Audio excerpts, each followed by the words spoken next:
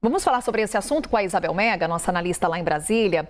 Oi, Isabel, quando tivemos ali o primeiro dia de julgamentos, em que as questões preliminares foram analisadas e teve a divergência do Luiz Fux, muitos falou sobre ali uma possibilidade de brecha para a defesa dos agora acusados, para que elas pudessem explorar essas brechas levantadas naquela oportunidade. Tivemos o segundo dia de julgamento, o ministro Luiz Fux aceitando a denúncia, formando essa unanimidade na primeira turma do Supremo Tribunal Federal e com um voto que a gente trouxe ali esse trecho, Isabel, elogiando o trabalho do ministro Alexandre de Moraes.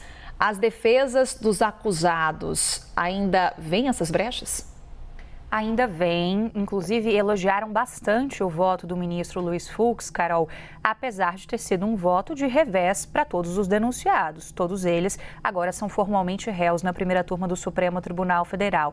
Mas algo que eu ouvi que me chamou muita atenção é de que Luiz Fux deu uma aula ao falar nos 2 dias de julgamento, porque ele expõe ali, de certa forma, alguns pontos que podem vir a ser usados na linha de argumentação das defesas de vários desses réus agora no Supremo Tribunal Federal. Carol, por exemplo, ontem o ministro Luiz Fux abriu um espaço para, inclusive, rever dosimetria de pena em relação a outro caso que não estava em questão, mas do qual ele fez um pedido de vista, que é o da Débora, que pichou com um batom aquela estátua na Praça dos Três Poderes, na frente do Palácio do Planalto e na frente do Supremo Tribunal Federal, né? Mais próximo ainda do Supremo Tribunal Federal. O ministro deixa bem claro, ele fala o seguinte: não se pode dizer de forma alguma que não aconteceu nada em relação à tratativa golpista, que era de fato a análise da primeira turma do Supremo Tribunal Federal. Mas ele dá ali indicativos de que, assim como ele está sinalizando para o caso da Débora, o mesmo pode acontecer em relação ao caso de outros réus no Supremo, e aí falando especificamente dos réus de ontem, Carol. O ministro Luiz Fux, ele também fez ali um debate sobre o que é de fato fato consumado ou o que é tentativa. Ele usa uma expressão que me chamou a atenção, Carol, porque ele joga a bola para o legislador e diz que o Supremo tem que fazer esse debate. A expressão que ele usa é: há um arranhão na Constituição.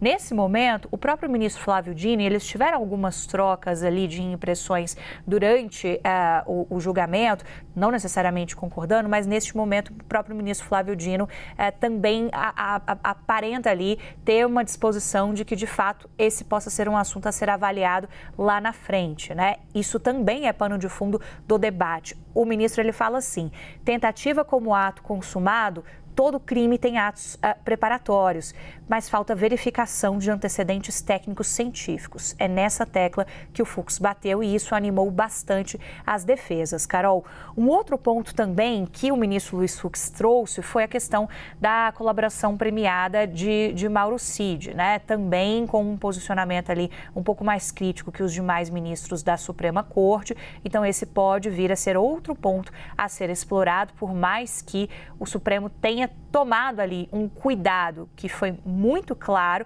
em relação a não se basear somente na delação de Mauro Cid.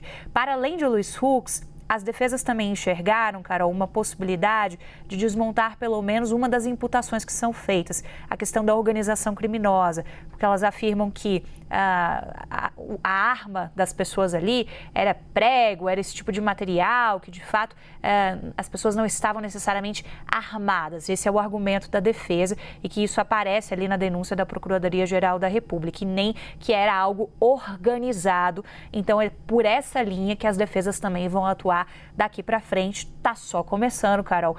É um julgamento que na prática trouxe a possibilidade de abertura da ação penal. Daqui para frente, o que a gente vai ver de fato é uma baita linha ali de investigação do Supremo Tribunal Federal também. Novas testemunhas podem ser ouvidas, o Supremo também tem o poder ali de produzir provas ao longo dessa nova etapa de instrução, portanto, do julgamento da primeira turma do Supremo Tribunal Federal, Carol. E aí é algo que deve se desenrolar, sobretudo no segundo semestre deste ano. Como você destaca, né, Isabel? É só o início, a expectativa de que o julgamento seja concluído até o final de 2025. A conferir estratégias jurídicas agora sendo montadas para essa ação penal que foi aberta lá no Supremo Tribunal Federal. Obrigada, Isabel.